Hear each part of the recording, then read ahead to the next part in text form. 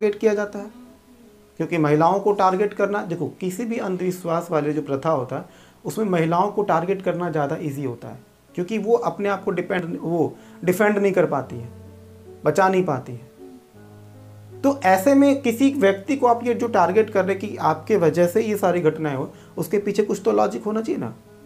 और जो कम पढ़ा लिखा व्यक्ति होता है, जो या फिर कम पढ़ा नहीं, कम से कम जो कम समझदार होता है, उनके साथ ये प्रॉब्लम होता है कि वो अंधविश्वास के झांसे में जल्दी। अब जो बाबा लोग के पास जो सब लोग जाते हैं, ऐसा नहीं कि पढ़े लिखे लोग नहीं जाते हैं, सिर्फ मूर्ख लोग ही जाते हैं, ऐसा नहीं है, पढ़े लिखे लोग भी पहुंचते हैं, क्योंकि उनकी जो पढ़ाई लिखाई वो केवल पेपरों तक हुआ है, कागजों तक, उनके संस्कार में वो चीज़ नहीं गया है अभी तक।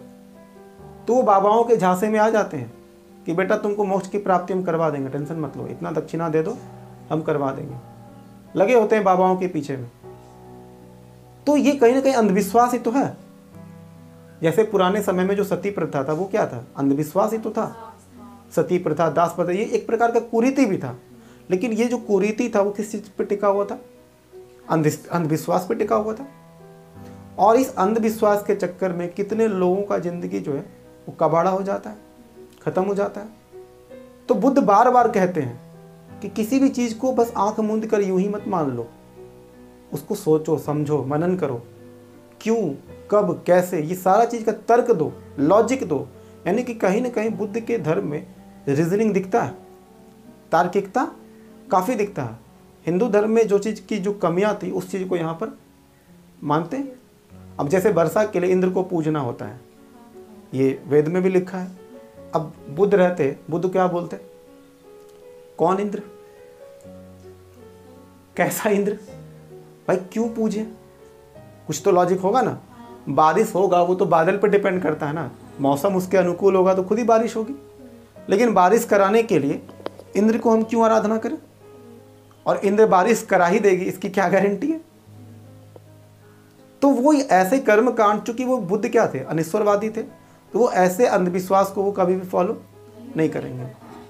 लॉजिकल माइंड, साइंटिफिक टेम्परामेंट, ये बुद्ध का अपना ज्ञान की बात है, समझ लो। किसी के झांसे में नहीं आते थे बुद्ध, अंगुली माल तक को तो ही निपटा दिए थे, हृदय परिवर्तन करवा दिए। अंगुली माल का भी क्या था, अंधविश्वास ही तो था, 1000 उंगली काट के टांगेंगे तो फिर बब्बर शेर बन जाएंगे, लेकिन उनको समझाया गया।